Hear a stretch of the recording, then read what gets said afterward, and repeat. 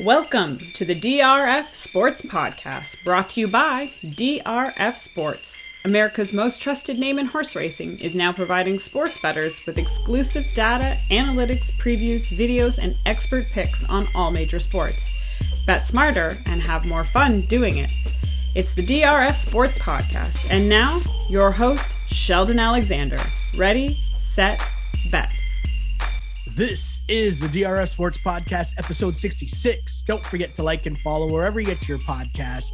I'm your host, Sheldon Alexander, and I hope you're enjoying the ride with us here on the DRF Sports Pod as we're still celebrating, like all the T-Wolves, especially Pat Bev, with big wins so far in the play-in tournament with the Cavs, T-Wolves, and Pelicans all cashing for us against the spread. A 3-1 play-in record so far, bringing our overall record to 15-5-1 for our NBA bets given out on this podcast since we made the switch post-Super Bowl. More on that in a bit, but first, be a pro and win with DRF Sports Pro, introducing DRF Sports all-new premium data feature on drf.com/sports. For $99 a year, which is just $8.25 a month, you can get industry-leading betting trends, angles, and analytics. With so many sporting events, it's the best way for you to make some money and have fun while doing it. Again, DRF Sports Pro, sign up now at drf.com/sports.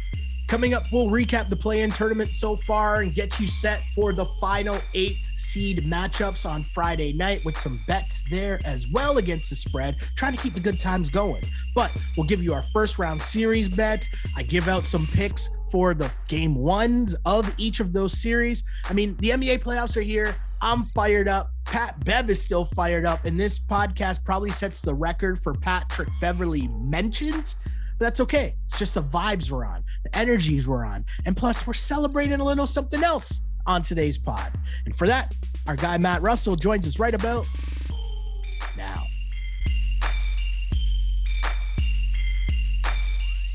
Well, I'm still celebrating like Pat Bev and the T-Wolves as we are 3-1 in the play-in tournament, bringing the record to 15-5-1 for my NBA bets since we switched to the NBA from the Super Bowl.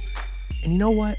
It's been a blessing to have my guy, Mr. Matt Russell, with us. And he joins us again as we continue the run, like the T-Wolves are continuing their run with the play-in tournament. And you know what? Until the next games happen, until the next series, are complete, hey, we're in. As the TNT guys played, we are the champions, right? We can be celebrating all these wins right now. How you doing, man? I'm good, man. And you mentioned Pat Beverley celebrating. Let's get this right out on the streets here before, the rumor mill starts churning and people are talking. Yeah, it's your boy's birthday today. Oh, yes. It's your boy's birthday. And I say your boy, but really it's more of a man situation, at least according to Oklahoma State football coach Mike Gundy. That's the significance of today. So am I celebrating like Pat Bev, your man's Pat Bev? No, I hope so. What? Probably. Well, I can't do the same action that Pat Beverley's doing out there, man. I can't be running and jumping and diving. Like, took me a while to get out of bed this morning, man. I'm going to stand up from this seat and like 3 things are going to crack and I might have sprained something at this point. So listen, I always say, would you rather have your betting advice from somebody who's been doing this for 20 years, who is, I can't believe I'm saying out loud, 40 years old? Or would you rather an Instagram model give you betting advice? Or would you rather some kid who has gone viral for really liking hockey or something along those lines? That's up to you. But like Pat Bev, right? We're not too old for this, right? We are not, injury prone. I'm not injury prone, I'm just a little sore all the time. Anyway, fired up, ready to go, man. This is an exciting time, I know, for you, and it's an exciting time for me because we get to sort of reverse roles here where, I get to ask you about various bets here and you get to guide me through it. And we had at least a pretty successful little play-in tournament. Certainly the first 4 games we're okay, especially with that Cleveland cover the other night. Thanks to Drew Dinsick for joining us the other day and helping us along the way. So hopefully we'll be able to grab that ball and run with it over the next few weeks. Yeah, a lot of celebrations going on for sure. A lot of layers to a lot of things you just said there. A lot of those I will tiptoe around and just continue to say, Pat Bev, hey man, do you? And I know Absolutely. we're not really here to like talk about like basketball headlines, but I did find it really funny, the debate that ensued about over celebrating the play-in win and getting into the 7th seed. And I just want to say this because we're on social media, right? Like you have to deal with a lot of people and all the takes and all that stuff. Yeah. But also like, do we really not like people just celebrating sports and having a good time? Like it means something, like they're having fun. We've been in our houses locked down for like 2 years. I ain't mad at nobody for over celebrating that they just won a basketball game that, hey, guess what? The whole point of the whole thing was so that we cared about these basketball games. So they cared. Right? Like, yeah. And listen, people like me who prefer the product, the watching of college basketball, and one of our main arguments for that is the enthusiasm, right? The enthusiasm of the crowd, the enthusiasm of victories, of a Tuesday win over the top team in the conference, even though, okay, like maybe that just adds to your resume. Are you going to get into the tournament? Are you not? Maybe you're not even anywhere close to getting into the tournament, right? But you're court storming, that sort of thing. So like, yeah, Pat Bev, knock yourself out, man. Bring a little college atmosphere to these games. And honestly, you said, we don't talk about this sort of auxiliary stuff that much because that's for other people to do. But from a betting standpoint, I mean, look around, man, like these environments, these home court environments of these teams, especially the ones that aren't, necessarily known for having games, playoff games, right? Like the Pelicans, like the Timberwolves, like that has mattered. And so when we looked at some of these play-in tournament games, and we have 2 more, I think that has to be factored in. Now, these next 2 games are what? Like in Los Angeles, there is one in Cleveland, right? I imagine the one in Cleveland, that's going to be pretty raucous. And we're talking about a team that's a home underdog here. So, I think this stuff matters. And yeah, whether it's Pat Beverly, like whipping the shirt off, throwing it in the crowd, or just the general vibe throughout that, giving the team energy throughout the game, like this stuff matters. And it's good to see, honestly. Yeah, your boy A-Rod courtside, he's doing okay after J-Lo. Who's mad at that? A-Rod's going to make it. A-Rod's going to make it. Who knew A-Rod would be okay, right? But the other part is it's like the crazy debate, right? Like it's got to be one extreme to the next. And I know that that's what we do with literally every single topic in the 2020s. But as I tweeted this out, right? Like I'm allowed to enjoy the T-Wolves celebrating their play-in win because that's the whole point, to have more games that matter to teams that have no chance of winning a chip. Like that's the whole point. But I can also enjoy laughing at Pat Bev because he's Pat Bev. My guy stood up on the scorer's table. That's right. Like he's MJ after winning the chip.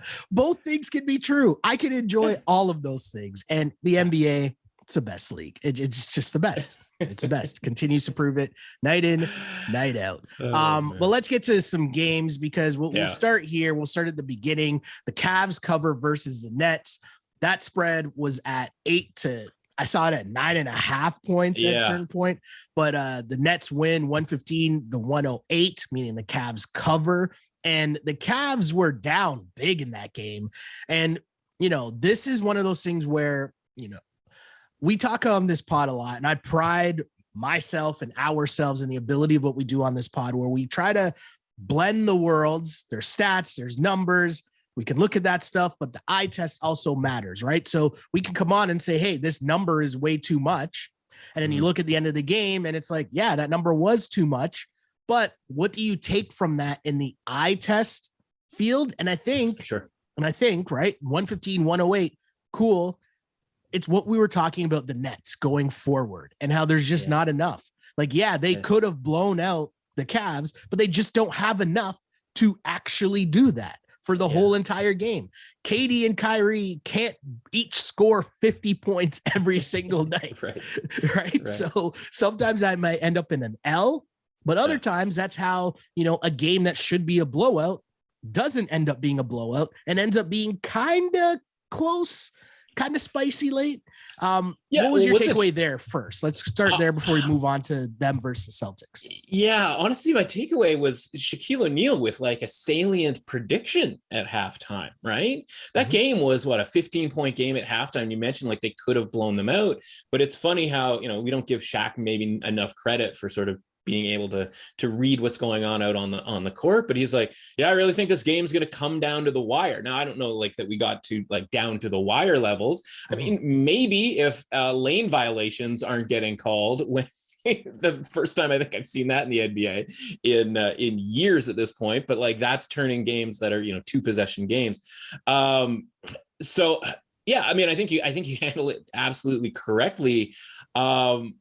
But yeah, I mean, they easily could have blown them out. And that's, again, why you're grabbing as many points as you possibly can. It's funny how, you know, we just talked about how every one of these games, with the exception of like Clippers and Timberwolves, which we'll get to, like it was like, okay, home team gets out to a lead and then they either keep it or it just sort of kind of gradually sort of fades backwards, right? And there's a difference between laying 4.5 points and laying 9.5 points, right? Because the 4.5's all kind of covered there, whereas the 9.5 didn't, right? Yeah. So, yeah, I listen, you know, you're better as far as the like Brooklyn Nets evaluation element to it. I think, you know, I was relatively impressed with the Cavs, even given the fact that, you know, they were down almost 20 points there at one point. But I was really impressed with Shaq just sort of being able to say like, yeah, the Cavs are going to get back in this game. And I think that bodes well for them in this next game here going forward as we set up the second play-in game for the Cavs, this time at home.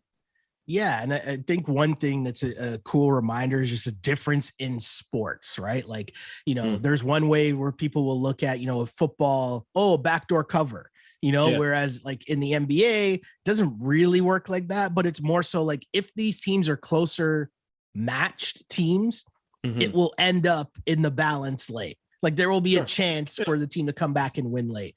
And again, as you said, it's not like the Cavs were within, you know, 1 possession, but it was a 5-point game at one point, like very late, you know, like it was close. It was spicy. And one play going the other way, who knows? But again, I just think that's depth. As soon as Kevin Durant stepped off the floor, you're looking at that Nets team and you're just like, oh, okay. And so this is what makes things interesting to me, right? Game 1, Sunday, 3:30 gets Boston Celtics. Celtics favored by 4 in that game 1. And there are rumblings. I mentioned I spend a lot of time on NBA social media, and there's rumblings that your man's Ben Simmons is out here tweeting emojis showing his shoes, but it's emojis that he normally used to tweet all the time on game days or to let people know that, you know, he's ready. Right. Now, overall, I'll say this, okay? An NBA guy, high athlete, best athletes in the world. But there's no way that you're stepping into the intensity of a playoff series and being anywhere close to what you normally are. You might be able to give a good run for like 10 minutes, 15 minutes. We go back to remember KD, highly anticipated return in the NBA finals against the Raptors. Right. Remember the hype machine? And it's like, oh yeah, whoa, he's good. And he's dropping buckets. And it's like, yeah, but that'll last, but it's not going to last long. So I don't really see that affecting or impacting the overall series. So I don't know. I feel like whatever the numbers are at now, like I like the Celtics in game 1 -4, just because, hey, I need to see what you're going to do here, Ben Simmons, that Celtics crowd. You talked about home atmospheres. Woo, that might be a little spicy on a Sunday afternoon. So I still like the Celtics. I still like the Celtics in the overall series. I have to lean Celtics because I don't think Ben Simmons can have an impact. But if I'm on the Nets, which I'm not, I feel like I need to see the Nets with Ben Simmons to even think about laying some money here on the Nets. Yeah. So first things first, right? Like this is the most interesting series price. It was the most interesting series price when we talked about it with Drew on Monday, right? So a little shout out to him.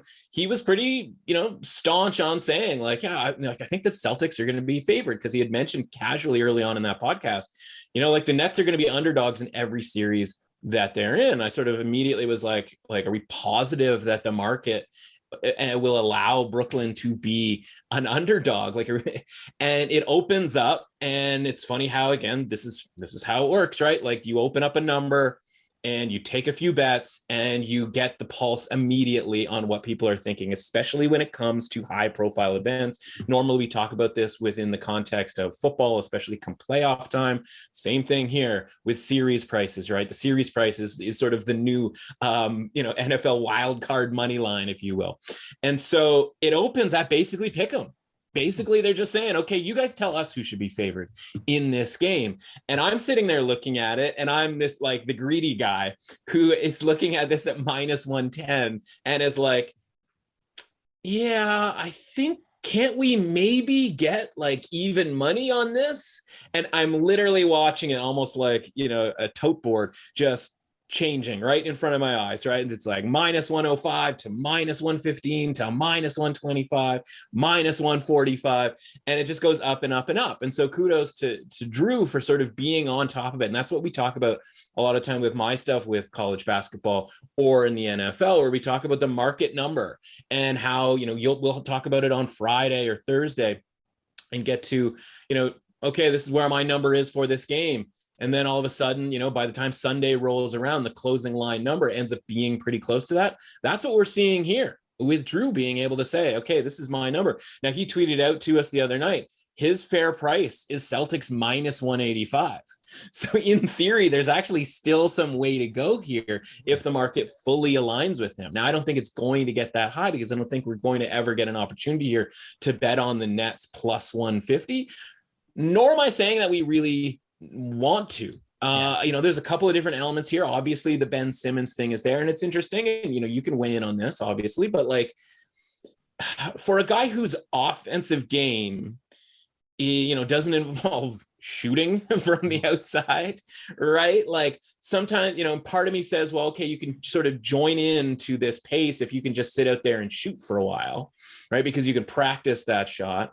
But the other element goes like, well, if his job is just to be an athlete, right, is to be an athlete defensively and to be an athlete distributor, something that has always come natural to him before he ever stepped on campus at LSU. If his job is to just kind of run around, catch the ball, make some passes, be a distributor, within sort of the structure of the offense, instead of being the point guard, right, who is running everything, whose handle needs to be extra tight, et cetera, et cetera. And then if his other job is just play good defense, like, young guy, he's certainly not 40 years old.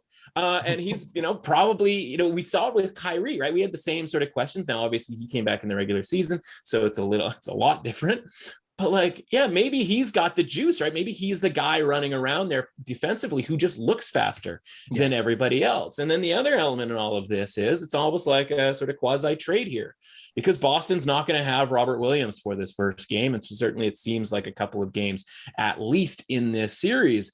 And so, okay, the Nets are adding Simmons. We talked about the team defense with regards to the Nets.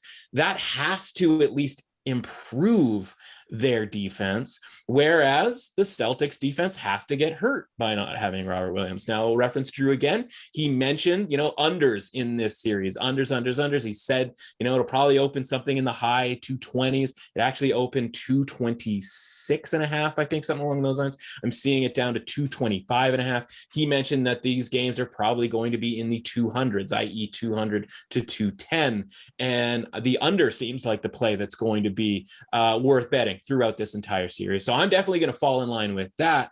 The funny thing is, as we watch this price move up, series price, et cetera, with the fact that Williams is out, Simmons is potentially back, the fact that game one is only -4 does sort of make me interested in the Celtics in that first game. So I'm not far off with you. And I think you make a great point from an atmospheric standpoint. The Nets are at least a veteran team to know, what, by the way, like we don't need to win this first game, right? Like the home team needs to win the first game as a general rule in these series.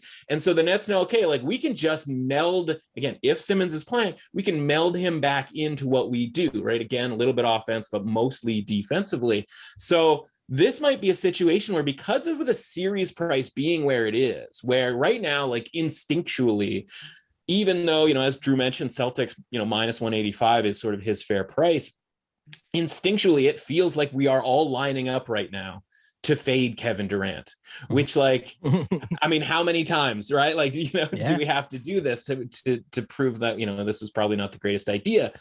So I sort of feel like the Celtics could win this first game, maybe do so relatively comfortably. Marcus Smart, he's going to stop short of jumping on the table, Pat Bev style, but like that place is going to be rocking a little bit. And then we're going to come back whenever the next game is, Tuesday, Wednesday, something along those lines. And the Nets will have more of an idea of what they're supposed to be doing out there and have a better chance to steal game 2. And by the way, the adjusted series price will probably be larger than we ever sort of thought possible, because A, it already started with the Nets being an underdog, and B, they'll have lost the first game, right? So obviously just the adjustment for losing the first game. And again, if it is a relatively comfortable Celtics win, we might see an over adjustment on an over adjustment in a lot of ways. And so if I'm going to back the Nets at any point here, I'm going to certainly wait until the second game. So up to you out there. If you want to bet Celtics -4, I certainly don't have a problem with that. I will be on the under 225.5 again. I think the Nets defense improves. Drew talked about pace with regards to sort of two teams who know how to play playoff basketball. And you and I, by the way, we talked about this months ago when we were talking about the Nets, futures price. And then of course, Drew, nicely, eloquently put out, hey, if you were just betting, 2 times 2 times 2 over the course of 3 rounds here, you would be, getting 8-1. That's obviously a lot better than 3-1.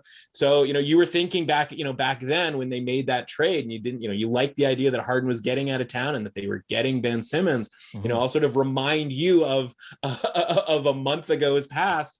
This is your chance now, right? Yeah. This is your chance to start that rollover series parlay, if you will, to get the best price that you're ever going to get on the Nets. Now, again, maybe you just wait one game, see the Celtics win. You can get really loose and do a Celtics -4. If they win, you take that and roll that into the Nets series price, something along those lines. Now we're talking about 10, 15-1 type stuff here. It's all sort of, again, advanced calculus when it comes to betting here. But again, I get why the Celtics are the favorite. Drew made the points and he has told us that he thinks they should be even a bigger favorite. I imagine he was in relatively quickly on that series price. So yeah, for me, under 225.5 is certainly the play for game 1. And then everything else is going to be a lot of seeing how this plays out and then adjusting come game 2. Yeah, for me, I kind of see anything that has to do with the Brooklyn Nets. I need to see Ben Simmons on the court and see what that means, just because the Nets is currently constituted. They can't beat really good teams, or they will struggle against really good teams. The best part of that whole thing is just the unders, because I totally agree with that. This is going to be playoff basketball. The Nets know Kevin Durant and Kyrie are going to have to play a lot of minutes. And so you're going to have to slow the game down. You're going to have to take it possession by possession. Those guys are going to take turns, basically going to get buckets, pardon me. And the thing with Ben Simmons and what he should be providing this team is, if Kevin Durant is going to get 40, maybe 8 of those points are off like easy layups on the fast break turnover that Ben Simmons gets, where he can get these guys an easy bucket here and there. That's kind of the way that, or the role that he'll play. The other part that Ben Simmons could maybe help is like making Seth Curry do something other than just stand in the corner. Right, because you can run maybe some dribble handoff action, some action that doesn't involve Kyrie and KD. But all of those things will take time to develop, right? So in terms of game 1, yeah, I love taking the Celtics -4, and that's the beauty of the playoffs. To me, you can watch a game and you can go game to game and kind of, go with the series, how the series is flowing, how the series is moving. And this one, I think, is going to be really good because, as you mentioned, like, people are lining up to just fade Kevin Durant, period. Like, I don't know. Like, last year was Kevin Durant with nobody. James Harden hobbled on one hamstring, and that should have been easy work for the Bucks. And Kevin Durant's toenail cost them making the NBA Finals because they beat the Hawks.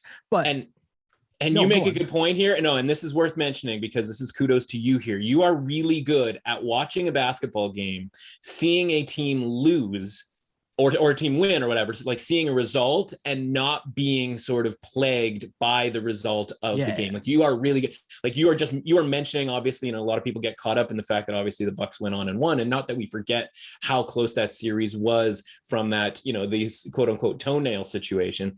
But It's more about, okay, the other stuff that was happening in the game. And you and people will sort of see this throughout the playoffs. You are really good at seeing a team lose and be like, well, no, not all hope is lost. And here's why. And here's why they might be interesting in this next game or further in the series. And so that's what I'm looking forward to in the next few weeks as well. Just sort of getting that insight from you. It's matchups. It's the NBA's playoffs, all about matchups and adjustments. And those adjustments normally come by like game 3, right? So you're kind of feeling things out, and it's weird to say, but that's just kind of what it is. Let's keep things moving though here, right? As the Hawks just, roll all over the Hornets, 132-103. I was way wrong on this game in terms of the play-in and like way off. I'm okay with that. As mentioned, hey, can't go perfect all the time.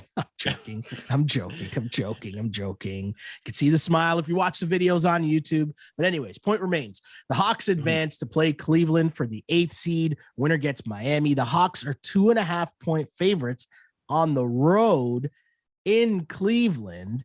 Not much to talk about in terms of the Hawks beating the Hornets, but as I look forward to what that might mean against the Cavs, obviously, I like to take the Cavs at home, but I also don't know that, they have enough offense to keep up with the Hawks once they get rolling, once Trey's confident, and especially Trey against a ruckus crowd. We kind of know what that life's all about, right? Like, it's not like MSG versus whatever Cleveland calls their arena now. Right. I don't really see that. Like, they're not going to be bothered by playing on the road is what I'm saying. So the 2.5 points, I just think the Hawks are a better team, which I know is not something that people like to say, but single elimination in the NBA.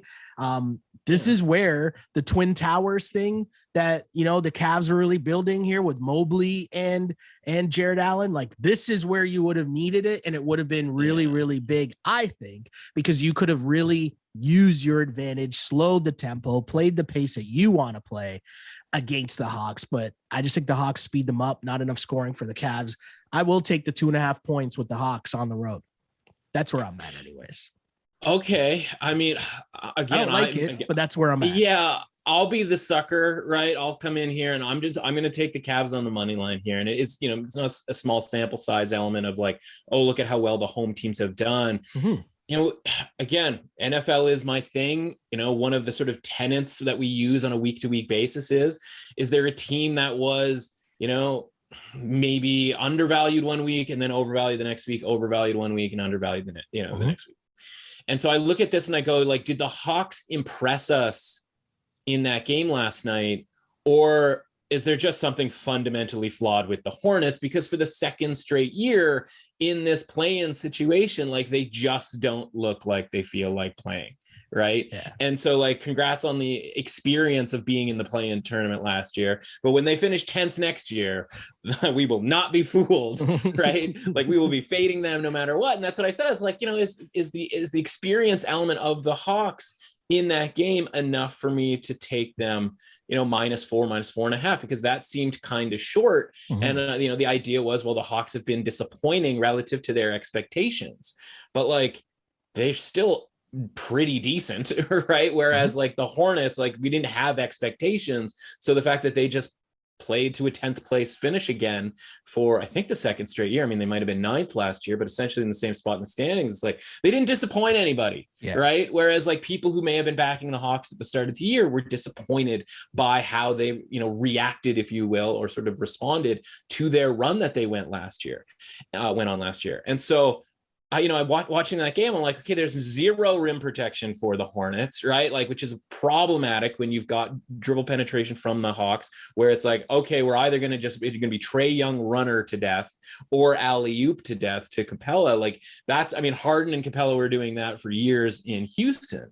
And so like, when it's that easy, right? Like, it's going to be that easy. And so I just don't think it's going to be that easy. Now, it would be a different story, or sort of an augmented story here, if Jared Allen were playing, right? And it doesn't appear like that's going to be the case, right? There was at least some question, I suppose, that he might be in the lineup for the first play-in tournament game. So maybe, and that would be great news.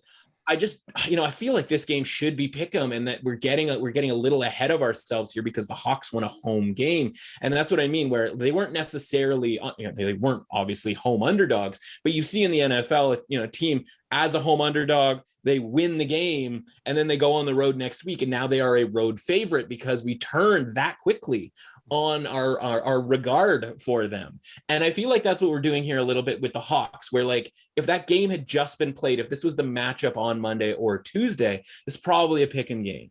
And because the Cavs come in, it's not that complicated, right? The Cavs come in having lost and at one point being down significantly, right? Never really threatening to win the game.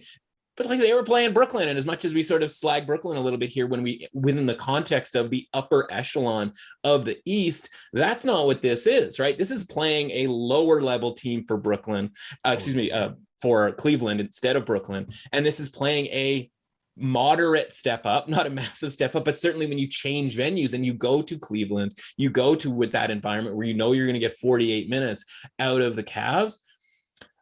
I just feel like if we've been disappointed with the Hawks all season long, just because they won and covered super comfortably against the Hornets isn't enough for me sort of logically to be like, oh, okay, everything's fine now with the Hawks, even though my expectation was that in that game, things were going to be fine with the Hawks because at least there's an element of experience here. So yes, maybe the experience, is really impressive. And like you said, like they've had success on the road. They even, beat Milwaukee on the road last year in that series, all of that sort of thing. I don't think that they're going to be necessarily overwhelmed, but if I'm getting a couple of points here, if I'm getting a little bit of value on the money line, listen, it's not going to be anything crazy, but I'm just going to try the Cavs here on the money line and see if we can hit something at a plus money price.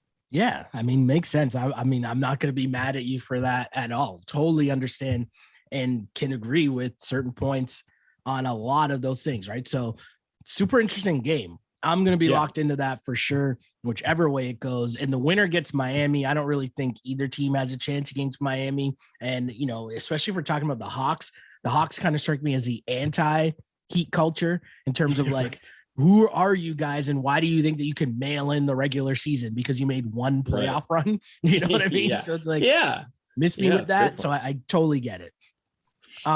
Let's go to some of the other playoff series that are actually about to get underway on Saturday. We got the Raptors at the Sixers, and that game Saturday, 6:00. Sixers are 4.5 point favorites. Of course, like there's no hidden games or gimmicks here. Of course, I like the Raps, right? To me, we talk about matchups, and I talk a lot about the basketball side of things as opposed to the numbers for sure. But the NBA playoffs, it's a matchup thing, right? And Fred has had more than a week off. I know all the talk with the Raptors have been about Pascal Siakam, and he's been great. And to me, that's more of a stats thing, more so than we're talking about what this is now, which is winning time and heart and playoffs and intangibles and defense and all that other stuff that coaching.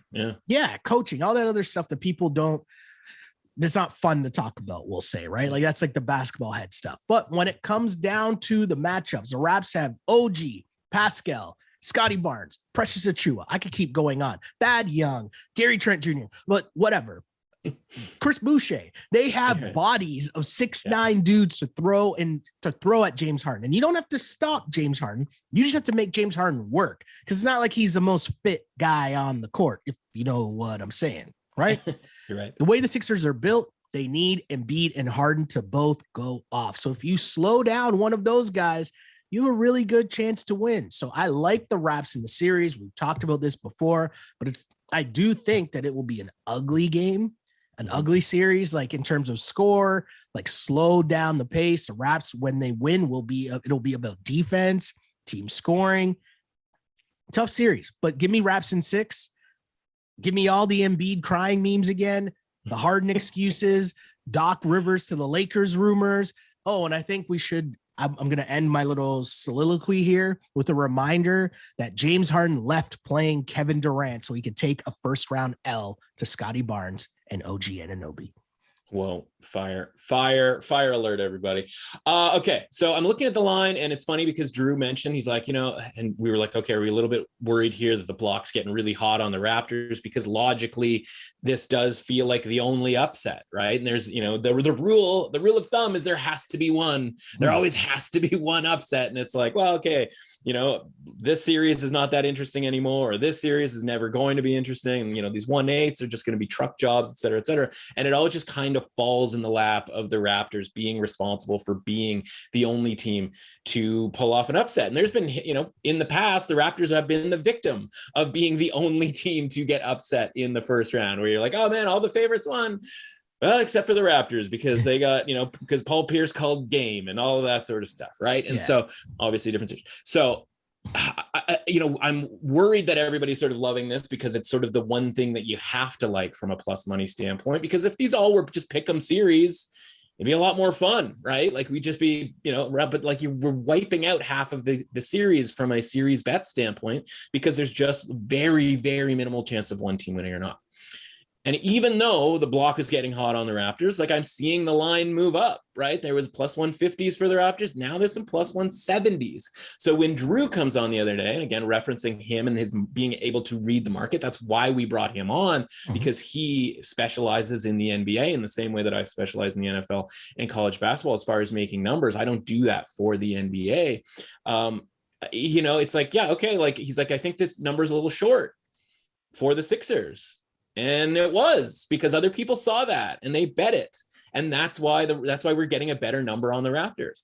Now, the lesson in all of this isn't, there's no handbook, there's no, Biff Tannen secret almanac type situation here. We don't know who's going to win. The best we can do is pay for things at the best price we possibly can, right? Yes. Whether that's getting ahead of the market. We were on the wrong side of the market at plus 8.5 with the Cleveland Cavaliers the other night, because that number went to 9.5. But when they rolled the basketball out and the clock struck 0, we ended up on the right side because we ended up winning that bet. Right. And we might have gotten quote unquote lucky, because at no point in that game, you could got a bunch of different prices live that were much better than plus 8.5, much better than 9.5. But again, everything that anybody bet on the Cavs ended up winning. So the point is like, you can be ahead of the marketplace, right? You could have bet on the Nets at -8, -8.5, and been sitting there nicely with your closing line value at 9.5, right? We always hear about closing line value, right?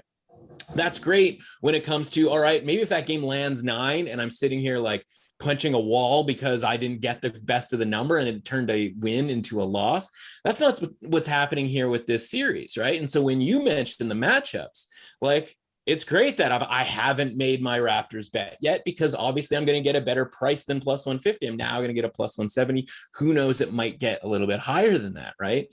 And so, I respect the market. I respect why the line has moved the way that it has, because as Drew mentioned, right, like the numbers indicate that number was a little bit short. But the difference is here that we are seeing, or you are seeing, and I'm sort of piggybacking here with you, like this matchup, right? And that you mentioned the armada of dudes, right? I always joke about Florida State having this factory of 6'9" to 7 foot guys every year. And you're like, what is happening down in Tallahassee? Like there's this secret underground lair where they're just churning out mega athletes. And it's funny that the Raptors are like, it's, like they've watched Florida State and they're like, it'd be really good just having an army of switchable dudes that we can play. And who should start all of this? A Florida State Seminole with Scotty Barnes, and bring him up, and so that he can play that sort of hybrid point guard type position that can switch, kind of almost all the way through the lineup. Now you mentioned, right, the matchup against Embiid is going to be the big issue, because there isn't that Marc Gasol, matchup element for Embiid. And there's going to be a lot of frustrating moments for Raptors fans when he's able to kind of get what he's going to be able to get here. I wouldn't be surprised, I got to find a prop to see if he can average 40 points in this series, or at least grab the over, right? Like if that's out there, somebody tell me, because I would absolutely be into that. And I think that's an interesting prop, speaking of, on a game-to-game basis, right? Like how high is that number going to be when it comes to Embiid? So a couple, little auxiliary betting thing. I'm still with my Raptors in 6 being sort of the best value on the board. Plus 475 is sort of, the standard price out there for this. That allows them to win game 1. It allows them to win game 2. It allows, one of those two get the split in Philadelphia, right? And you get the standard script from there, where it's Raptors get both home games. We talked on Monday about Matthias Thybulle not being able to play in those 2 games. Will, Drew mentioned, probably closer to a pick 'em. I would have to think that the Raptors without Thybulle, and given the Raptors home court advantage, and again, short term here, like what we've seen from home court advantage, almost reminding us after a couple of years where certainly in the bubble there was no home court advantage, and last year it was muted a little bit, just how important home court advantage is in the NBA. So I don't think it's been a surprise that, you know, these teams are 3-1 ATS at home so far. We'll see how that sort of trend goes. Like, hopefully we'll be able to follow along with that and sort of keep track. But like, you know, again, and that might mean that the Sixers win these first two games, right? But I think we know well enough that the Raptors are capable, coaching, adjustments, et cetera, et cetera. Feels a lot like they have a really good chance of winning game 2 versus game 1 because of those elements that we talk about. So my bet is going to be Raptors in 6 plus 475. I will get a little bit of the series price, but as Drew mentioned, right, he's on, you know, he talked about, he's on Sixers minus 4.5 in the first game. And I, you know, again, I don't necessarily disagree with that. Right. And so but he also said, yeah, I'd be more apt to grab the Raptors series price after they lose in game 1, knowing what that coaching staff is capable of doing. And by the way, Doc Rivers is no, you know, he's had an occasional blown series in his day, right? He is no stranger to a loss, having won the first game of the series. So that's how I'm going to play this series, right? I totally respect and agree with you on a lot of these matchup type things.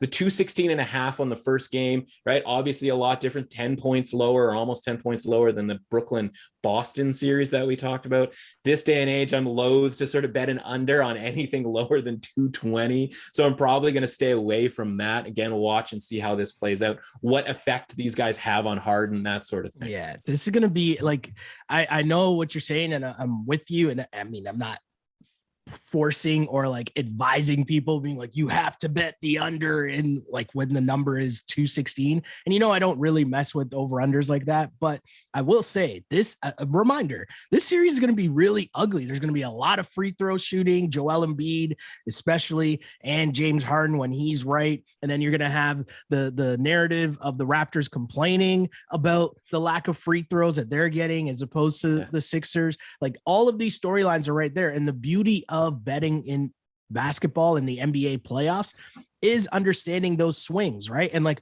for me, being confident saying, oh, I think the Raptors are going to win the series, that means like when you're saying they're going to win in 6, right? That means they're still going to lose 2 games, right? Where I think what happens sometimes is people forget that and you get swung by like, you know, I know we're going to see the Joel Embiid airplane celly. We're going to see him whooping up the crowd, doing the Hulk Hogan's. Like, I know we're going to see a bunch of that in this series and it's going to be great. So I'm here for all the smoke. I think it's going to be really, really fun. And everything you just said about that, totally agree. Sixers minus 4.5. I wouldn't be mad at that bet at all in game 1, because again, if the Raptors lose game 1, hey, that's okay. I'm not worried about that. And you also make a really great point, you know, about the free throw shooting, right? And if you think it's going to be tough and physical and free throw shooting, right? We use the cliche, right? The Raptors have a lot of fouls to use, right? When you talk about like the Chris Bouchers of the world, right? And James Harden's going to use every one of those fouls, right? James Harden, like, part of his game, especially at this point in time, is to draw fouls and get to the free throw line, right? And so that's going to be the way these games are called, human nature, right? The free throws are probably going to be called frequently, let's just say, when these games are in Philadelphia versus when they're in Toronto, right? Like, that is going to add an element to home court advantage where it's like, it's going to expedite it, right? Like, there's, you know, we talk about, okay, well, what does home court advantage mean, right? And it's travel, it's shooting, and it's like the noise the crowd makes, all of that sort of thing. And sometimes it's, you know what, James Harden's going to get 4 extra free throws in this game, or he's going to get 4 less free throws in that game, et cetera, et cetera. And then one last thing, I just actually looked it up real quick. Let's play the game, man. I know I like putting you on the spot on these sometimes. This one, my head went back, so there's a hint there. What do you think the point prop on Joel Embiid is? What do you think the number is on his over under for his total points in game 1? Oh, I wouldn't be surprised if it was like, I'd say it's got to be at least 29.5. It's 33.5. See, I didn't want to go too high. I was like, I don't know. I didn't want to go too high. I don't know that I've ever seen that high. I'm not. So definitely not shocked at that. I might be backtracking on my over on Joel Embiid. Well, the other part is though, right, Matt? Like, this is the playoffs, and the way the Sixers if the Sixers are to beat the Raptors, it's going to be because Joel Embiid says he's turning into 2000 Shaq and just saying, get on my back. I think I said this on the last pod, right? And he's going for 40 and 20 every night. And then the other dudes just got to fill in. Now, we haven't seen Joel Embiid do that yet, but we also hadn't seen him do that for a whole regular season, and he kind of just did. So who knows, right? I don't see it happening, right? But there is a world in which that's the way they will need to win. Just a lot of Joel Embiid early and often, and to close, and in halftime, and like that's what they're going to need. So as crazy as that sounds, I mean, yeah, if he's averaging 35 and 12, I'm not surprised at that. Sure. What do you think Harden's number is? Since I'm a bad person, I'm going to put you on the spot on that. I hope that it's at least like 22 and a half. It's 21 and a half, 21 and a half. So you're right there. But anyway, interesting elements. Yeah. So let's keep things moving here. And I know there's not really that much to play in this series with the Bulls at the Bucks. That series gets underway Sunday at 6:30. And I mean, we talked about this a bit last pod where obviously the Bucks, a lot of people have the Bucks rolling. The classic gentleman sweep is what a lot of people are expecting here. But I got to say this, game one, Bucks -10, that's disrespectful, right? And like, I'm not saying that the Bucks aren't going to blow them out. I'm not saying that they can't blow them out. I get it. I understand. But I can't lay 10 points in the opening game against a functioning team. Like the Bulls aren't just like dead. They aren't just going to like, are they going to just roll over and be done right from Jump Street? Like, again, I'm not saying that it won't happen. I'm not saying that it can't happen. I'm just like, what? I'm stunned at that line. Like, I don't know. Like, does someone have insight that DeMar DeRozan is just going to be like, you know what? I'm going to go to LA next year. The deal's already signed. I'm out of here. Like, what's going on? That's a weird line to me.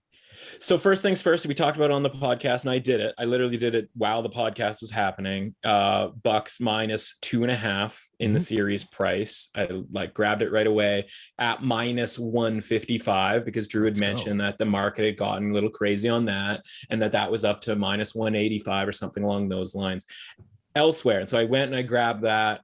I don't know how long it was up at that price after that. I certainly don't think I moved that line by any stretch of the imagination. But the point is now the -175, right? And so it I got the good price there while the podcast was happening. Hopefully there was some overlap on, it being out and people could listen to it and making that quick move and having the availability of that price. So that's where I'm at with this series, right? But you bring up the point spread, and I look at it like this. We talked about this again. I always reference back to what are my core principles? My core principles are all pretty much rooted in NFL betting, right? In my examples. And so I'll bring up the Kansas City Chiefs, and you and I have talked for 2 years now about how the Kansas City Chiefs would be made this point spread, and they would be made at this money line. And the money line was always, those two things in theory should be tied together, but because of Patrick Mahomes and because of the way that the Chiefs play, being able to get leads and maybe have a team come back on them just enough to backdoor a 10.5 or a 7.5 or a 3.5, something along those lines, right? They were never really threatened in a lot of those games that they didn't cover, right? They had this atrocious ATS record, and they would rarely cover, but they would always win because that's just sort of like who they were. And so I look at this and I go the Bucks are very likely to win this in a sweep or a 5-game gentleman's sweep, as they say. But 10 seems like too many, right? So it feels a little Chiefsy to me, where it's they might just win every single game by 8 points. Right? That just might be enough. And they'll cover on the road when the line is -5.5, -6, something along those lines. And they won't cover at home. And of course, I'm never going to get over them not covering that game one last year against the Celtics, which sort of just threw me for a loop the rest of the playoffs. Even though we did really well on that Bucks run, it was we could have done better, except for the fact that I was on the Bucks at whatever it was, -6.5, something along those lines in that first game. Yeah. I mean, right now, nobody likes the Bulls. We know that. It's the same thing we talk about in the regular season. Okay. The Bulls can't beat good teams.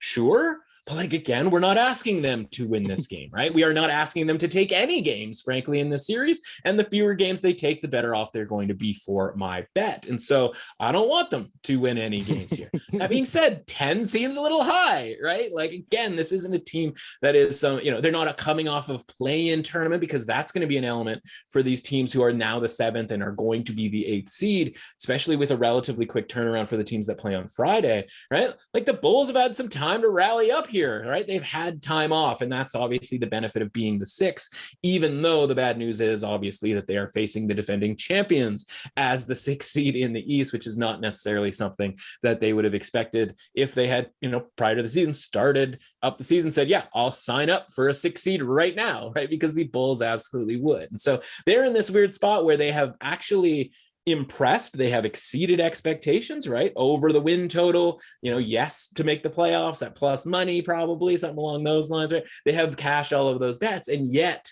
we are all still very much down on them, right? And of course, this isn't an element where there's travel even really involved, because they just have to drive up the highway to Milwaukee, right? So there's a lot of things sort of low-key going the way for the Bulls here that actually I think make them valuable when you're talking about a plus 10 in game one. And I think one of those things is, like, we know the Bucks, it's, one thing that you get with a championship is that you get to just kind of do it how you want to do it going forward. Meaning, I hate the term flip the switch, but you get to turn it on and off. You get to sort of decide when you're going to bring your A game. And whether that means just kind of rolling through the regular season through January and February, just kind of, showing up and picking your spots, and then turning it on in March, and then obviously in April, or whether you're just kind of going through the motions in game one, or certainly in the first half of game one, where maybe the Bulls find themselves leading after the first quarter or in this game. And then, the Bucks pull away late, and I don't know that they necessarily cover, but I think they win this game somewhere between like the 8 to 12 range.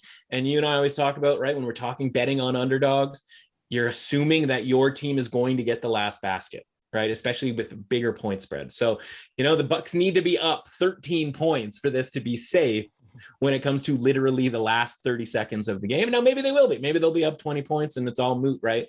I just think there's some value here on the Bulls here. So I'm going to try to thread the needle here a little bit. I think I'm going to have at least a small bet on the Bulls here plus 10. I'll give it a second or two, see if we can get a 10.5, something along those lines. But it's certainly going to be a bet for me in this first game, but the bigger bet overall. As a general, matter of strategy, by the way, right? Like, when you're making bets and you're figuring out, okay, well, how much am I supposed to put on a series, knowing that I'm going to bet these games, right? If I've got, take it back to the Nets, right? If I'm going to grab the Nets series price, okay, well, how much should I have on the under, right? I always want to have more money on the longer term thing, right? I want to have the big picture thing, the thing that is going to take out the variance. I want more money invested in that, right? So that if there is a fluke situation and, the Bucks lose a game, okay, that's fine. They're going to be able to make that up over the course of 5 games, right? Over the course of a 7-game series for some of these closer series that we're just betting a series price on. So that's how I would sort of play it as far as bankroll management is concerned. So I'm usually in sort of the 2 units to 1 unit type of a ratio here, where I'm placing essentially double the bet on a series that I would for a game, because I'm allowing the cream to rise to the top, so to speak, right? Yeah, this series will be super interesting for sure. And I think the one point I want to make here about, seeing these spreads and a reminder of overall things we need to remind ourselves about betting the NBA playoffs. Blowouts happen. Blowouts happen a lot in the NBA playoffs, but I will say they are difficult to predict at times, and especially early on in the series, right? You can tell me midway through a series where it kind of might seem like, oh, this team's done, the matchup, the adjustments have been made, and this team has just figured it out, quote unquote, which I know sounds too simple, but if you're paying attention, you know what I'm talking about. But to predict like right off the bat, this is going to be a blowout. I mean, cool. More power to the market. More power to y'all. I'll stay away from that one though, and get out of the way of the smoke. And because of what I try to do on the pod and always give a pick on these games, yes, I'll be on the Bulls plus 10. And we'll keep a tally of the numbers and the picks that we give out on the pod. For sure. I mean, I try to keep my numbers and, tell y'all when I'm wrong. That's right. Switch to the West. Timberwolves. Yeah. We talked about it a bit off the top. They win and cover versus the Clippers. And, you know, one of the things I mentioned in saying that I was going to be on the T-Wolves in that game was because there's a change in culture. And I know sometimes when we say that, we think that it's about championships. But one of the things I say all the time on, if you follow the pods in various forms, is there's levels to this ish, right? Mm-hmm. And so a change in culture doesn't necessarily mean like, oh, now all of a sudden the T-Wolves are going to be in the upper echelon. They're going to be winning championships. We're talking about the T-Wolves, right? They haven't had much of anything since Kevin Durant, I almost said Kevin Garnett, right? That's right. Like, think about that for a second. It's been a long time. And now you have Pat Beverly.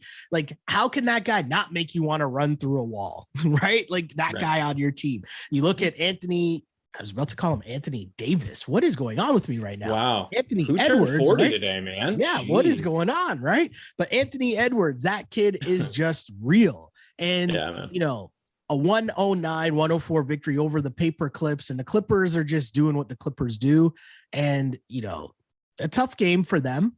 They were up in the whole game. And I feel like the matchups, this was like an in-game where Ty Lue, I think, just lost it, right? Because they had it figured out and they were going at Cat every single time down the floor. And Cat was in foul trouble. He wasn't doing anything on like defensively at all. He fouls out. Yeah. And then T-Wolves are like, oh, we're good now. Yeah. Like, it was actually kind of funny, but that's what playoff basketball is. It's adjustments. Can you adjust? Can you adjust on the fly? And, you know, now they're moving on to face Memphis. And two sides to this. Okay. One, I love that this is a matchup of small market teams. So like on paper, people might be like, oh, Memphis Grizzlies against the T-Wolves. Yeah, NBA TV special. Meanwhile, it's like, I bet you if you tune into these games will be so exciting, so entertaining, so much personality. Pat Bev running around doing whatever. Athletes, great young athletes like Ja Morant and Anthony Edwards. Towns is still very good. Like, there's so much goodness. And these are the things when people get mad at the NBA and how they market the league. This series right here is a prime example of what they need to do a better job of, because this is going to be a great series. I think Memphis wins it, but I think it's going to be close. It's going to be tight. It's going to be back and forth, and just enjoy the Pat Bev experience, right? Like, welcome to the playoffs. This is going to be Pat Bev's going to be all up in your business the entire series. I know Memphis is heavy favorites, but I mean, I see this being close. I do see this being close. I think it can be competitive. Yes. So this is where you want to get into the derivative market, right? And sort of derivative series market, and really sort of splash around to try to kind of fine tune something that you're comfortable with, because like, you know, you mentioned all of these really great things, but I'd also element, you know, environments, right? Two really great environments where like the T-Wolves are going to win a game or two at home. And so how do we play that relative to sort of what element of risk that we want to take on here? So I'm literally just sort of, you know, going through it right now. And like, I mean, there are some decent bets here. I mean, T-Wolves plus 2.5, right? Which the requirement there is obviously for it to go 6 games is minus 175. But I'm also seeing an over 5.5 games at minus 140. And those are kind of the same thing, which is kind of the same thing, right? And so like when you're playing around with, you know, obviously you should have different sites, et cetera. And like, we'd like you, if you're in Iowa, to play on, you know, DRF, but like, you know, that's what you need to do. You need to go and be like, okay, like what is the difference between plus 2.5 and over 5.5? Now, obviously part of the difference is, well, if the T-Wolves win in 5 games or the T-Wolves pull off a sweep, I don't get paid on over 5.5, right? And so that's like the win probability gap there. That's the difference. Now, am I willing to take on that risk? I pretty much am, because I think highly enough of Memphis to think that they are not going to get swept or lose in 5 games. But then you go, especially since they'll have 3 of those first 5 games at home. And so I'm looking right now at minus 140 over 5.5 games as my way to play this. You know, you made the point, like, okay, you don't think that they're necessarily going to win this series, but it is going to be competitive. So like, you could end up at plus 300 on a series bet, but like, there's a really sort of, I don't want to say best case scenario, but like one of the scenarios is you end up getting into a game 7 type situation. And like, you're just kind of right back where you started from, because like the T-Wolves money line right now is plus 230 because they are 7-point underdogs in game 1. There is a lot of times a tendency to potentially have the home team inflated a little bit more. Like, I kind of rather just wait to game 7 if that exists before I take a shot here with the Timberwolves, right? And I'm willing to pass on a plus 300 now to take a plus 230 later. So I'll bet the over 5.5 in this series, minus 140, right? We are paying a little bit of a juice type situation here, but that's kind of as close as I'm willing to get here, because obviously, plus 3.5s and over, some of these other bets here that are going to require the Timberwolves to get to a 7th game might be a little bit excessive, all right, as far as like asking them to do a little bit too much, because as much as like they win that game at home, and you're, again, this is a lot of Pat Beverley, but like he is that type of player that is going to be problematic. It's why he's it's why he's famous, honestly, because he finds himself in these playoff series just being an absolute disturbance, right? Like he was this close to getting Morris thrown out of that game in like the middle of the 3rd quarter just by being a pest, right? Now it ended up sort of backfiring on him because he was the only guy who ended up getting a technical, because like we have video review now, like we can't just watch you do all this stuff and like not do anything about it. But like for 3 quarters, the Clippers got everything they wanted out of that game, right? And it was like, and I forget, and I try to assign credit to when I hear different things, but we get into the sort of the mass amounts of content that we take in over the course of a week.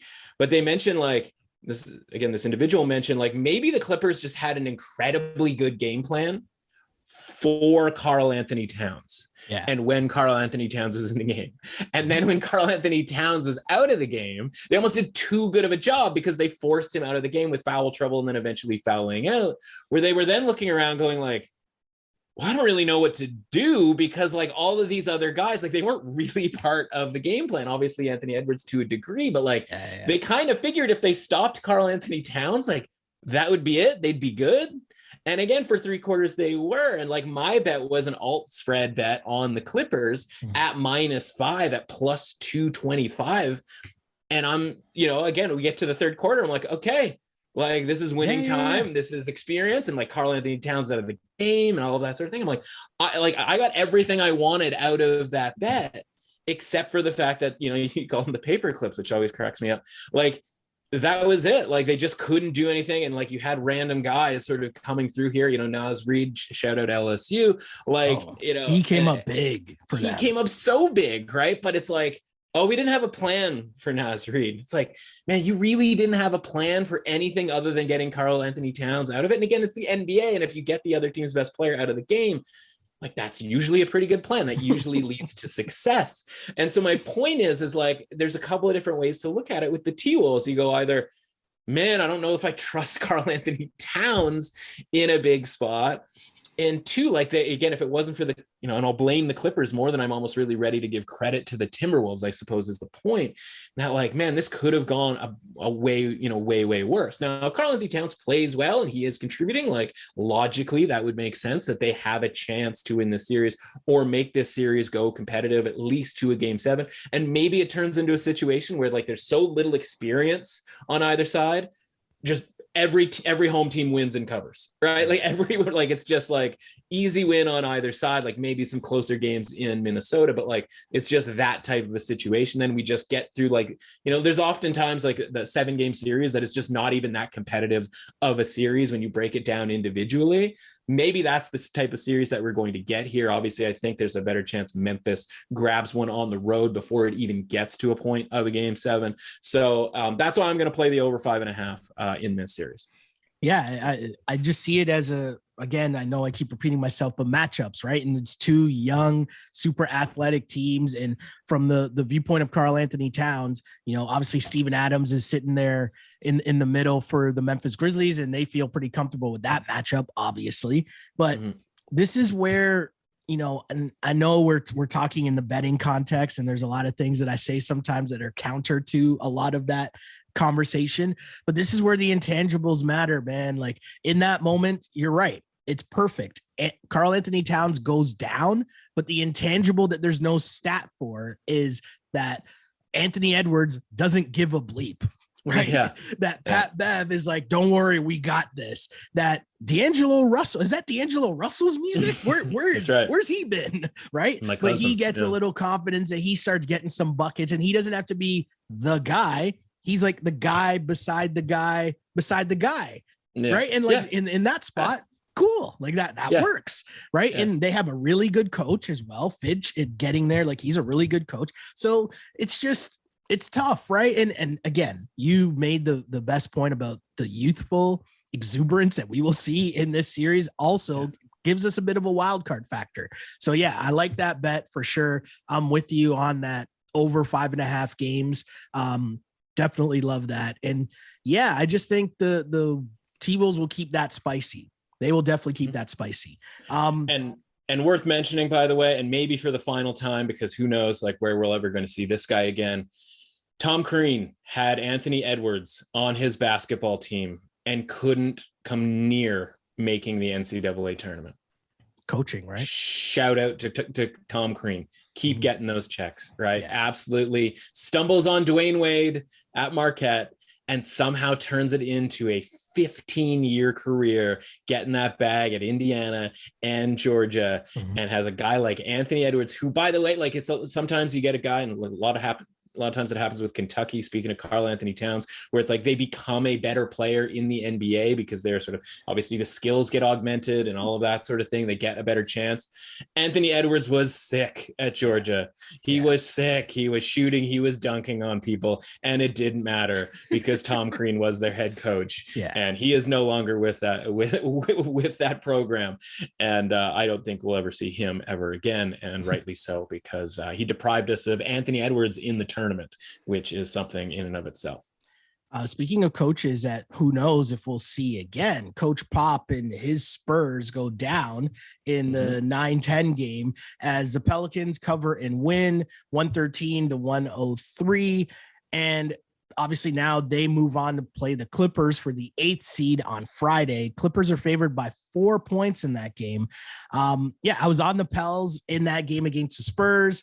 Talked about CJ McCollum and just being the grown-up and the vet, and he comes out with like 27 points in the first half to kind of just set the tone for the Pelicans in that game. Where was that last year? Come on, CJ. Right. Oh my God. I say all that to say I'm going to be on the Pelicans and the points in this game, and I know that they're going on the road, and that is, obviously a tougher matchup. The Clippers should be able to win this game at home. But if you're telling me I'm getting the 4 points, I'd rather take the 4 points because I wouldn't be stunned if the Pelicans win this game because I just think they're playing at a different level. And, you got Brandon Ingram, who is playing a little bit better. But again, with CJ McCollum, it's about levels, right? Like if you don't have to be that guy and now you're bumped down a little, right? And you have the time to ease in because CJ's like, don't worry guys, I got us early.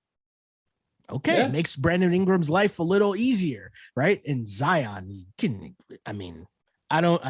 nothing to bet on here with Zion, so we shouldn't really talk about him a lot. Get this guy out of here. Like, what are you doing? Like, who possibly thinks that it's a good idea that we should be doing windmill dunks in warmups before the team comes out to play? So then you can sit on the bench with your iced out, like huge diamond, like wrapper pendant. Like that's Disco a great look. Like who on the team is looking at this guy like, yeah, man, you're a great team. Like, get out of here. Miss me with that. Sorry. Just have to get that in. But yeah, give me the Pels +4 in this game against the Clippers. Clippers should win, but I don't know. Give me the point. Yeah, and this opened 4.5 and was quickly hit to 4. So I think you're sort of onto something with that. And I just want to, we don't have to linger on this one game because it's not even a series at this point. You mentioned D'Angelo Russell and you mentioned Brandon Ingram, right? And when we go through the draft process in the NBA, right, and guys go in the top 5, and the expectation is like, okay, like your top 5 pick, like you should be the number 1 guy. And like, just sometimes that isn't it. And so when it comes to a team like the T-Wolves and the Pelicans, at least their plan was with the aforementioned Zion, it's like, okay, if we're going to be bad for a long time, like let's try to hit on a couple of players here so that we get 3 top 5 picks, for example, right? In this case, Karl-Anthony Towns, D'Angelo Russell obviously acquired, Andrew Wiggins and all that sort of thing. But like the point is, right, you end up getting 3 top 5 picks, and it's like, you want them to fill in sort of nicely there. And the assumption is that Karl-Anthony Towns is going to be the 1, Anthony Edwards is going to be the 2, and D'Angelo Russell is going to be the 3. Now, maybe it ends up being that Edwards is the number 1 guy and Towns is the 2, but like, it's the same thing with Brandon Ingram, where it's like, you were miscast as the like best dude on an NBA team. He was an all-star last year, no? Like, right, but insane. Like, but it's like, but you can be an all-star, but like be more suited to a second, and you can be the best player on a team that's just not very good. You're right. Right? Like, we're talking about championship, playoff caliber, first, second, third round type of a team. Like, we need, move into your correct spot. And like, maybe it's because, CJ McCollum, who long has been the number 2 in Portland. And again, I will never forget watching him just throw up brick after brick after brick when it was sort of his game to win last year against the Nuggets. But maybe he was miscast as a 2.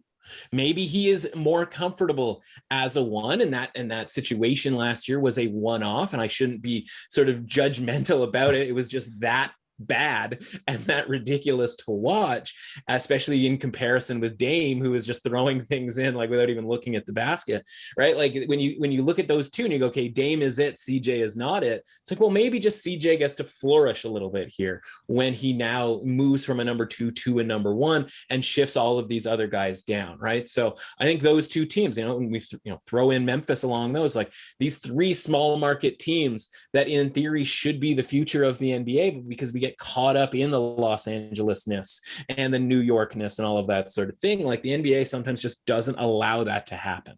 And so this is obviously like we always say the 2 small market matchups in the series. This is a 1-game matchup. I don't know that the Clippers environment is going to be like Minnesota's, like Memphis's would be, and like New Orleans's was.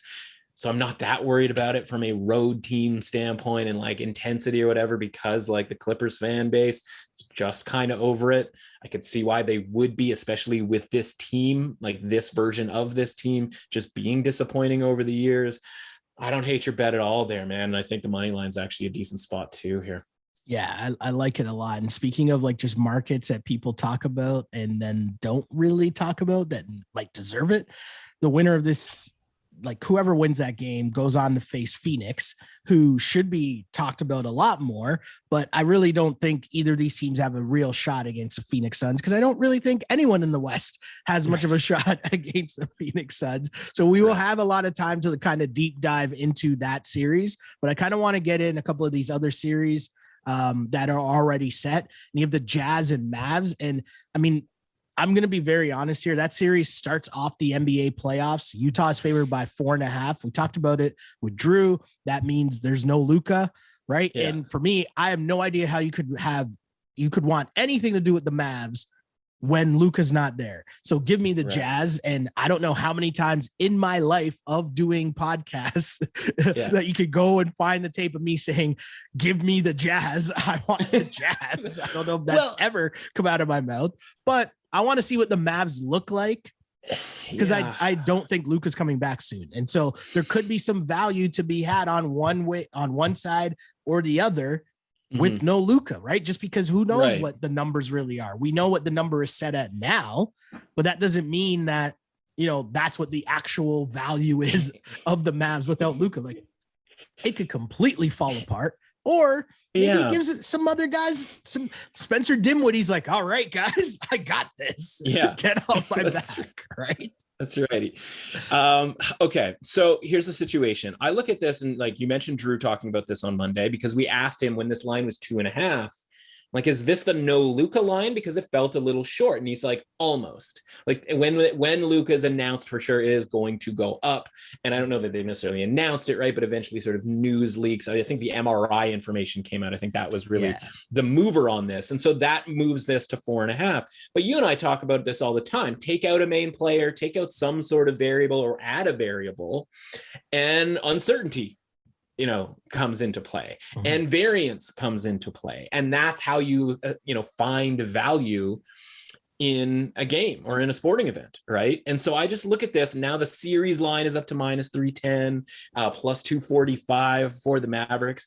And I look at it and I go like, the Mavs are, I must have done, like, almost had to double check based on the point spreads went up and the series price was like, the Mavs are at home in this first game.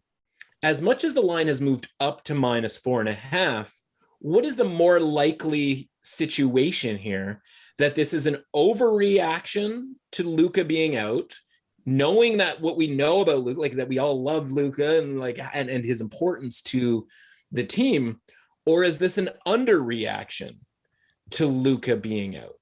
Like, to me, it sort of feels like it, like instinctually, I would say it's a better chance of it being an overreaction than an underreaction here.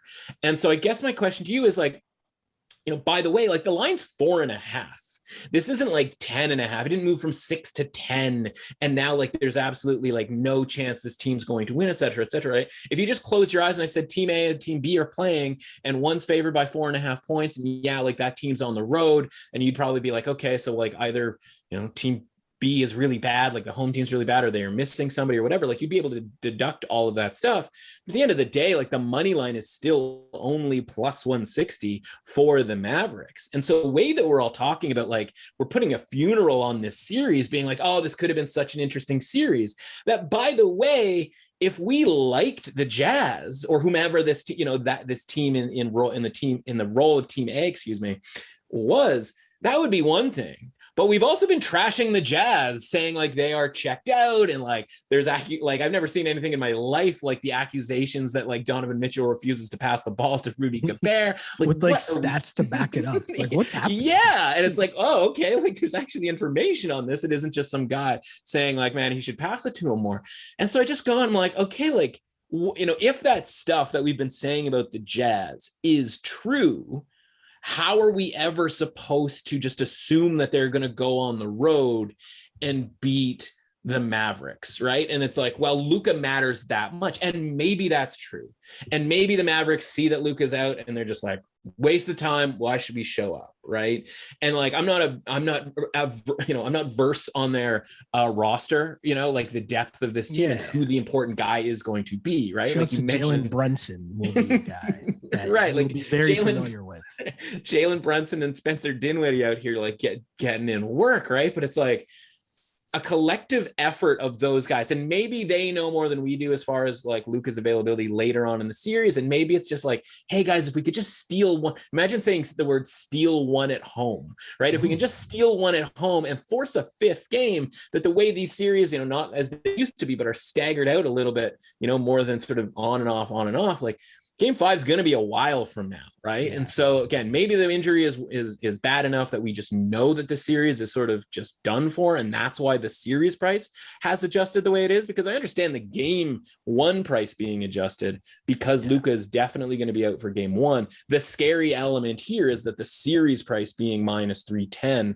has moved the way that it has from when we talked about this on Monday. So I guess my question is just, and like maybe the answer is yes. Are we sure the Mavericks can't win a home game against the Jazz without Luka? Knowing what we know about the Jazz, like, are we sure about this?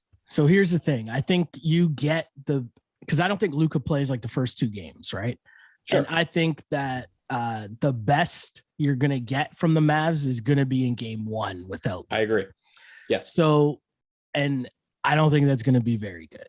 Like, I just think the way that their team is constituted, like he does way too much for that team, right? Yeah. Other than like the next guy who can create, again, like the two guys, I mentioned those guys on purpose, right? Because those are the only two guys who can create a bucket on their own, or Jalen Brunson, right? And the aforementioned Spencer Dinwiddie. Those are the two guys on that team that you can just give them the ball and they can create a shot for themselves or for someone else, right? Right. Think about that. So that means Luka does a lot of the heavy lifting for that team, and he does it really well. So now you remove that out of the way. I don't know. That's asking a lot from a lot of other dudes. And again, you might get that best effort in Game 1, but nah, it's a wrap. Well, And I think the key is, right, it's not asking a lot from a lot of other dudes. It's asking a little bit from a lot of other dudes, right? Because like Luka is the guy who does all this stuff because he can, but not necessarily, I shouldn't say because, I would normally say like, I'm not sure that he has to. I am sure that he has to, right? Like, but part of it is because he can, and because he's just their best available option in this situation, right? But we see all the time, again, you mentioned first game, right? And that's when you're going to get the answer to the question, right? Like, is this correctly evaluated from a point spread standpoint, right? We're going to figure that out in game one. Whereas all these other games, something's going to happen. Maybe a team wins by 20 points. And like the next game, the other team wins by 20 points. And that's just like how sports work. This is one where we're going to get the most information out of this game, but that information is going to have the greatest effect on a point spread. What you will see is a game 2 point spread, no matter what happens in that first game of any series, a game 2 point spread is not going to be altered all that much, if at all, into game 2. And oftentimes the point spread goes towards the loser, right? So if the Raptors lose by 20 against the Sixers, the point spread might be -4 the next game, because it means that the Raptors are more desperate and, zigzag and all of that, all these sorts of theories that are out there.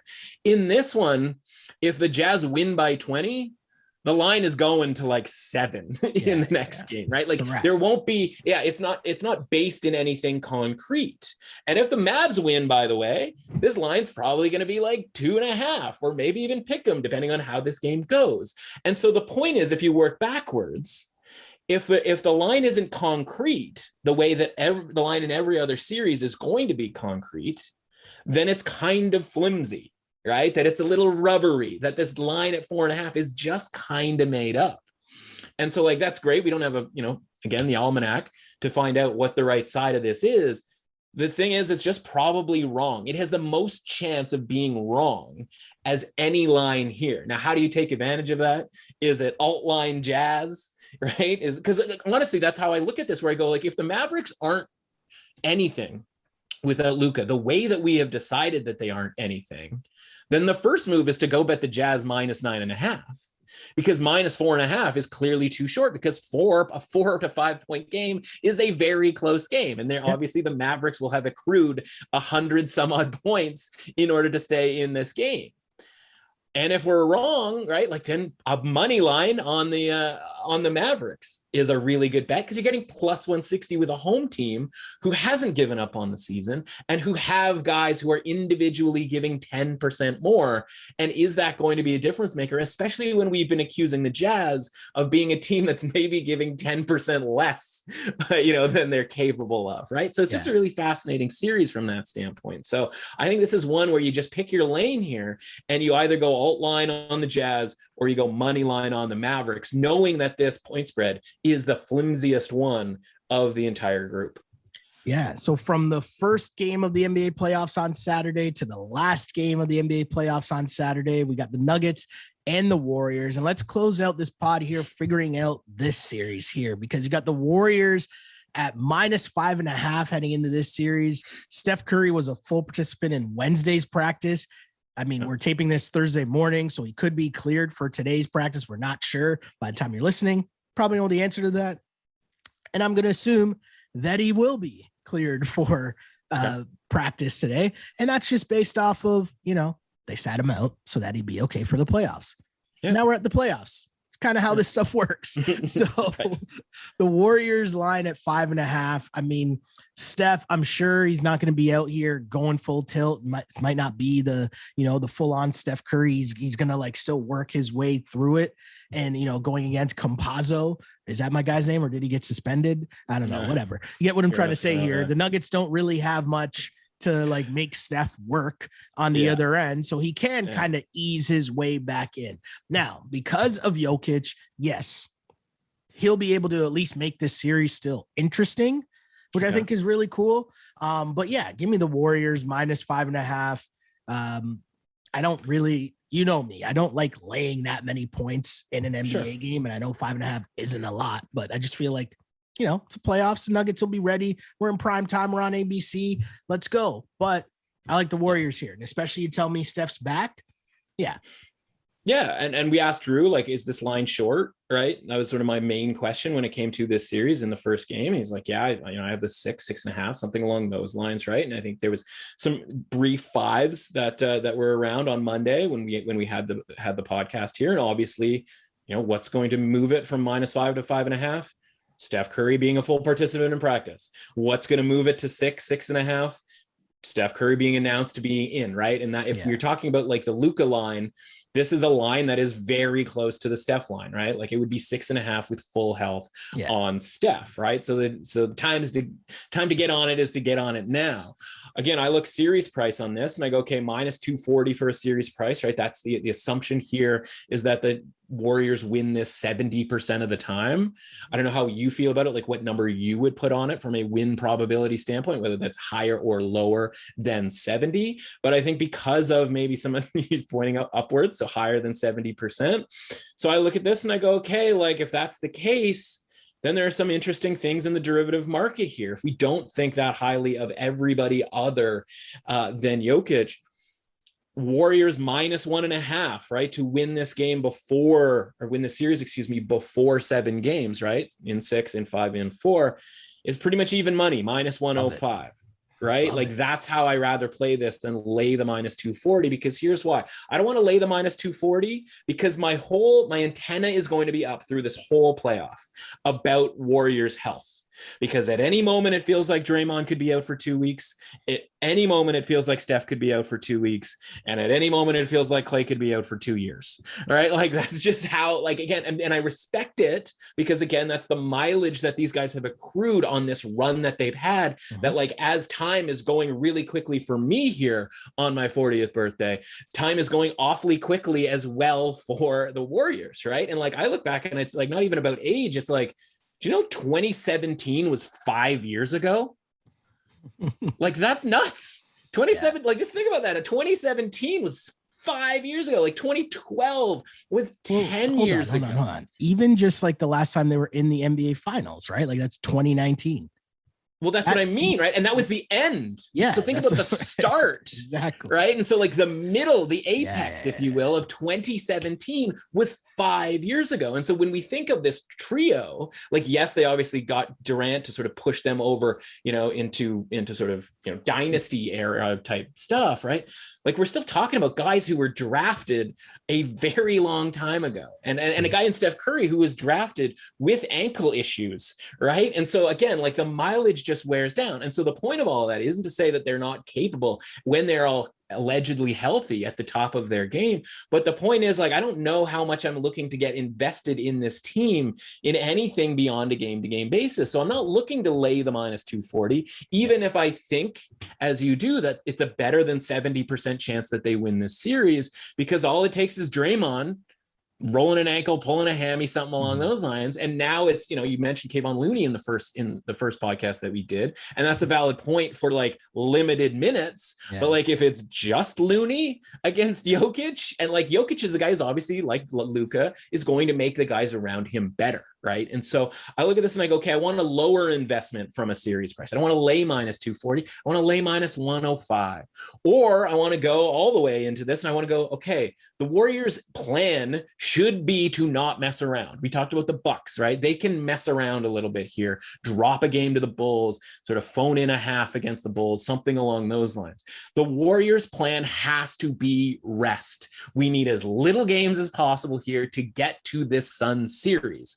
So -2.5 at +215, right? For them to get this done in 5 games, essentially, all right? 4-1 series, -2.5, right? Like, let's get these 2 games at home. Let's get at least 1 in Denver, and let's wrap it back home in game 5 and get out of town here. So I'm enabled to take advantage of that sort of thinking and be able to put less money up front and commit to them for less amount of time, right? The bet is, again, if the issue is that they're going to get injured at some point here, right? Like I want to have the least amount of time here possible for them to do it. So +215 at -2.5, because our my desire for them to finish this series early is the same desire that they're going to have above and beyond any other team's desire to finish a series early. Obviously, everybody wants to finish a series early, but for the Warriors, it is imperative that they do that. And so at plus 215, I think there's some really good value on the Warriors at minus 2.5 on the series handicap.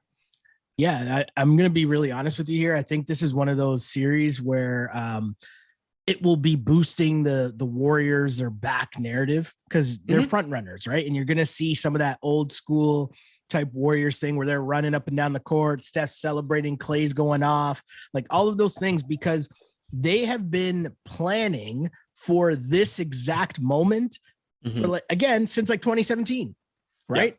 2019 is what I meant, when Kevin Durant went down, they lost. It was like kind of the end of the quote unquote dynasty. Like, think of how terrible the following seasons have been between Klay Thompson not being healthy at all to Steph Curry then sitting out so they could tank and get a higher draft pick.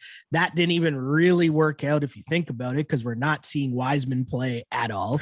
But you know what I mean? And then this season, okay, everyone's kind of back. It took a while for Klay to come. Is he okay? He's played great down the stretch of the season. But then you have the emergence of like Jordan Poole. You have the emergence of Kuminga in spurts. And I think those two things help, cover up a little bit that might be lost from Steph Curry or Klay Thompson, right? Give them a little more youthful exuberance, as I used earlier on in the pod. But I think this is a series where, it could go off and, you see the blowout wins because they're just bombing away from threes because they've been waiting for this moment to have their team at least in the position. And, there's a difference between hurt and injured, right? And so Steph probably could have played before this. He probably could have practiced before this. Same with Draymond. Draymond was chilling for a while, where it kind of seemed where it almost was like, remember when Ron Artest got in trouble because he wanted to take some time off to do his album release? Right. And he did the interview where he legitimately said that. I'm paying attention to what's going on in social media, right? I find it kind of weird that Draymond was out for so long, but launching a podcast network with Colin Cowherd and doing all these interviews. And I'm not saying that he can't do that, but I'm just saying the way that we view that now in 2022 is a lot different. I'm just saying Draymond probably could have been playing a lot more during this season, but they're waiting for the playoffs, and we're here now. And that's why you're going to get the Warriors that we've been used to seeing before, woofing up the crowd, the high fives and all that, dancing, all that. Yeah, all that speaks to urgency, right? And when you're at a certain age, again, thematically throughout this podcast, everything is urgency. And so when it comes to the end of your basketball career, which all of these guys, based on the sort of, the element of man, I have to, the ice baths that I'm dealing with, all of this stuff that they have to deal with based on the fact that they've missed so many games over the last few years, all of it comes down to urgency. And so that you're going to get, the issue is not top end, right? And when the top end is good, it's urgency and getting this sort of done as quickly as possible. And that's what I want to be betting on. That's where that I think I'm going to have a 2, 3, 4, 5% edge, however you want to frame it, which is all we're looking for in sports betting, right? Normally these two teams playing each other, if it was just everything was regular and this was 5 years ago and all the circumstances existed, then maybe 215 plus 215 on a minus 2.5 is a decent price because the Warriors are more likely to drop a game or two, right? In this case, I just think it's okay, we just got to get this done, get this out of the way. This is what we've been focusing on. And the regular season doesn't matter. This is, again, this is the veteranist of all of the teams here that understands that the regular season doesn't matter and that they'll be fine, in theory, going to Memphis for a series in the next round. Whether that ends up being the case, right? They were willing to sacrifice that. And even just the concept of that, to not play a game 7, they're oh, okay, well, we'll take our chances with a game 7 in Memphis here by finishing in the 3rd spot, right? Not that the 3rd spot's all that bad, right? And by the way, as much as we give credit to Jokic for being, MVP and all of that sort of thing, still a team that's a 6 seed. Right, in the playoffs. And so I'm not going to be that afraid of the Nuggets just because of Jokic, when again, the Warriors at their top end can take care of this team relatively quickly and will desire to do so. Yeah, totally agree. And with so much to talk about because the NBA playoffs are essentially here, hope people enjoyed this deep dive. As you know, they're still playing games on Friday night to get you hyped for, but then that rolls right into the playoffs. And then we're just in heaven. Night in, night out, NBA playoffs. Where else would you rather be? Mr. Matt Russell, we've enjoyed this conversation for sure, but we know that it also continues on social media all the time. And I know the NBA is spicy normally. It gets extra spicy every night on social media, especially during the playoffs. So where can the people find you? Just getting some of your insights on not only the NBA, but some of the other stuff that you might be working on. Yeah, man. And speaking of, things getting better and better here, we got the NFL draft coming up here shortly. You and I are going to have a long discussion about that at some point. And of course, the NHL. Like normally we'd be deep into the weeds here already. This should be, game ones tonight again, in the Stanley Cup playoffs. That's not happening until the beginning of May. Even had a game postponed that now is, regular season's going into May 1st, which, okay, fine. Like we're going to drag this out even further. Trust me, I'm looking for that Stanley Cup playoffs to start, maybe more than anybody. But in the meantime, doing a lot of content through the Score about hockey, basically on a daily basis, golf stuff once a week, and of course, NFL draft stuff. My first NFL draft article in the sort of run up to the draft came out yesterday. We talked about, I think I've got 4 plays on individuals where they are going to get drafted, right, in the marketplace. The over under, for example, Kayvon Thibodeau under 5.5 at even money is one of those bets. For the other 3 bets, feel free to go check that out. Got another one of those coming out today, and then a couple more next week, all of which will be run through at MRussAuthentic on my Twitter account, as always, sending out all of those articles. But again, you can find those easily on the Score app as well. And honestly, just looking forward to getting your takes on the social media after, during, and before every one of these games this weekend, because it's going to be really fun. Even if I'm probably hungover because I'm so old that a couple of drinks makes me a mess for 2 days. Well, I'm wishing you a very, very, very happy birthday and a fantastic birthday, because as we know, the NBA and Matt Russell, both fantastic. Thanks for joining us, my dude. Thanks, buddy. Appreciate it, man.